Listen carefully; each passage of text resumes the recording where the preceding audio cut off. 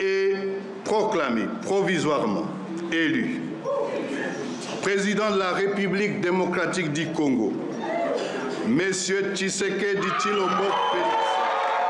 La rue reste donc calme à Kinshasa. La population ici était prête, disait-elle, à se battre pour faire partir Joseph Kabila ou même son dauphin, mais sans doute pas pour un candidat d'opposition plutôt qu'un autre, même si ce n'était pas celui pour qui elle a voté. Le vrai gagnant de cette élection, c'est Joseph Kabila. Il s'est révélé être un fin stratège, conscient du risque qu'il faisait courir à son pays, de risque d'implosion, en imposant son dauphin Emmanuel Shadari. Il s'est employé minutieusement à diviser l'opposition. De l'analyse des éléments observés par cette mission, nous constatons que les résultats de l'élection présidentielle tels que publiés par la CENI ne correspondent pas aux données collectées par notre mission. Que la CENCO laisse la politique aux politiciens et que la CENCO veille seulement à la paix sociale. Je crois que l'église au milieu du village devait dire « Nous prenons acte, quelles que soient les données que nous avons par devers nous, au lieu d'attiser le feu ». Il est déjà cornaqué par quelqu'un de sulfureux qui est Vital Kamerhe.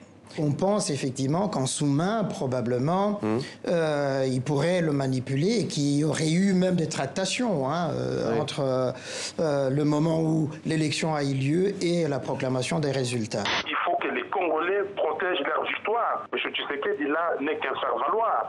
Parce que M. Kabila veut rester au pouvoir et demeurera au pouvoir si la vérité des urnes n'est pas connue.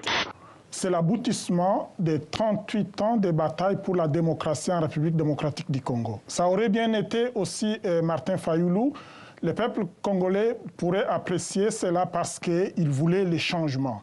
Une forme de résignation presque, alors qu'ici à Goma, c'est Martin Fayulu qui est arrivé largement en tête. Et donc ce que l'on a fêté ce matin, eh bien, c'est plutôt la défaite du candidat de la majorité, la victoire de l'alternance démocratique. Ces élections se sont déroulées à peu près dans le calme, ce qui est une bonne chose, mais il semble bien que les résultats proclamés, M. Tshisekedi déclaré vainqueur, ne soient pas conformes aux résultats que l'on a pu constater. C'est un processus qui a été chaotique et je peux comprendre des inquiétudes que l'on exprime déjà à plusieurs endroits. On va en prendre évidemment connaissance et puis réagir, et notamment réagir autour de la table du Conseil de sécurité.